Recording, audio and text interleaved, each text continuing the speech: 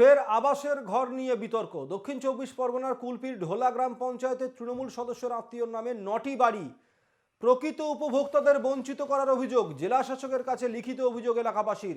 অভিযোগে সরব বিরোধীরাও।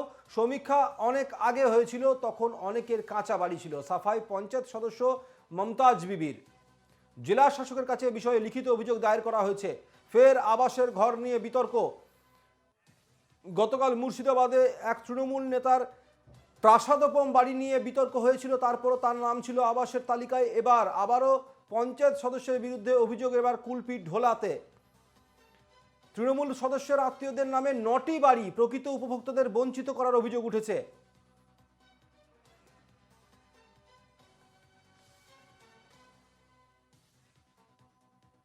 অনেকবার মোটে আসেনি, আমাদের নাম আসেনি। যাদের পাকা ঘর দুতলা বাড়ি তারা পাচ্ছে, পার্টির লিডাররা পাচ্ছে। আবেদন করেছিলেন?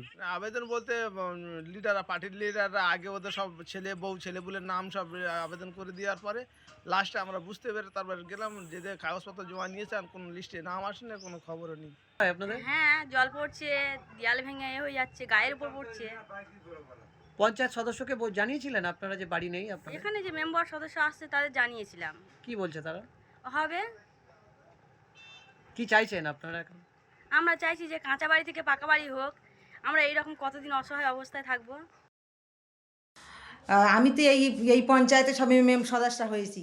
এসব তো আগে তো অনেক আগে এইসব নাম দিয়েছিল। তারপরে এখন তো প্রশাসন শাসন সার্ভ করছে মেম্বারদের, সেখানে তো কোনো যার কোনো ইয়ে নেই, অর্ডার নেই যে মেম্বাররা সেখানে যাবে বা এ করবে। সেই কারণে আমি এর বিষয়ে তারা তদন্ত করে যেটা মনে করবে সেইটা করবে। এখানে আপনার ছেলের নাম রয়েছে, আপনার আত্মীয়দের। হ্যাঁ, তখন নাম ছিল, সেই সময় নাম দেওয়া ছিল। তারপরে এখন তো নাম এসে তারা কাঁথা বাড়ি ছিল, তখন নাম দেওয়া ছিল। এখন এবারে আমরা করেছি, সেটা তদন্ত করে দেখবে ওনারা, দেখে যেটা মনে করবে সেইটা করবে।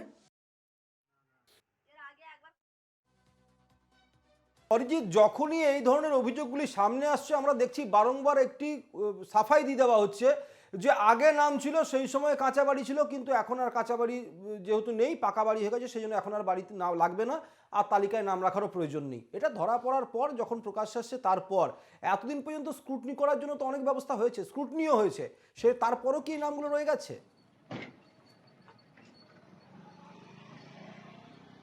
একদমই। দেখো সুমিত, তোমাকে জানিয়ে রাখবো, কুলপি বিধানসভার যে ঢোলা গ্রাম পঞ্চায়েত রয়েছে, সেই ঢোলা গ্রাম পঞ্চায়েতের দাড়িকৌতলা যে গ্রাম রয়েছে, তারই কিন্তু পঞ্চায়েত সদস্য, তৃণমূলের পঞ্চায়েত সদস্য, তারই কিন্তু একটি দুটি নয়, একেবারে তার ছেলে সহ 9 জনের নাম এসছে এই আবাসের তালিকায়, এবং যা দেখে কিন্তু চক্ষু চড়ক গাছ। এবং এই বিষয় নিয়েই যখন আমরা পঞ্চায়েত সদস্যকে জিজ্ঞেস করি, তিনি বলেন যে তিনি এবারের পঞ্চায়েত সদস্য, কিন্তু 2018 সালে তখন নাম দেওয়া হয়েছিল। সেই জায়গা থেকেই একটা বড় প্রশ্ন চিহ্ন ওঠে, যখন তিনি দেখলেন যে তার নাম এসছে, তিনি কেন বিডিও অফিসে গিয়ে তার বিষয়টি জানালেন না, এবং যারা সার্ভে করেছে তারা কেন নাম কেটে বাদ দিলেন না, এখনো পর্যন্ত কেন সেই লিস্টে নাম রয়েছে, এই একাধিক প্রশ্নই কিন্তু উঠছে। সেই জায়গা থেকে দাঁড়িয়ে কিন্তু যারা এলাকার সাধারণ বাসিন্দা বা যারা যোগ্য প্রাপক, তাদের যেমনটা দাবি যে তারা একবার দুবার কাগজ দিয়েও কিন্তু তাদের নাম আসছে না, সেখানটায় লিস্টে নাম নেই। অন্যদিকে প্রকৃত প্রাপক, ঘর ভেঙে পড়েছে, মাটির বাড়ি, তাদের লিস্টে নাম নেই। এই জায়গা থেকে প্রশ্ন, যদি একটা পঞ্চায়েত সদস্য তার ছেলে সহ পরিবারের 9 জনের নাম আসতে পারে, তাহলে কি করে যোগ্য প্রাপকেরা ঘর পাবে? এই বিষয় নিয়েই কিন্তু এখন কুলপি বিধানসভায় সরগরম রাজ্য রাজনীতি, যেখানটায় কিন্তু আইএসএফ যেমন সরব হয়েছে, ঠিক তেমনই কিন্তু বিজেপি সরব হয়েছে। আইএসএফের পক্ষ থেকে যেমন বিডিও অফিস ঘেরাওয়ের হুঁশিয়ারি দেওয়া হয়েছে, ঠিক তেমনই কিন্তু বিজেপির পক্ষ থেকে জানানো হয়েছে যে এই বিষয়ে যদি না ব্লক প্রশাসন সঠিকভাবে তদন্ত করে, তাহলে কিন্তু আগামী দিনে বৃহত্তর আন্দোলনের পথে নামবে।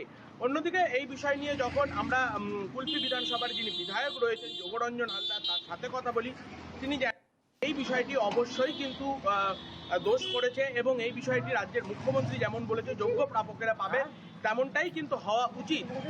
তবে এই অভিযোগ, পাল্টা অভিযোগের মাঝেই কিন্তু যারা প্রকৃত প্রাপক তারা কিন্তু ঘর পাচ্ছে না। তবে এই বিষয় নিয়ে দক্ষিণ চব্বিশ পরগনার যারা জেলা শাসক রয়েছেন সুমিত গুপ্তার কাছে কিন্তু একটি অভিযোগও জমা পড়েছে এই বিষয়ে। তবে নাম কবে বাদ যাবে, কবে যোগ্য প্রাপকেরা ঘর পাবে, তার সদুত্তর কিন্তু কেউই দিতে পারছে না। ধন্যবাদ অরিজিৎ।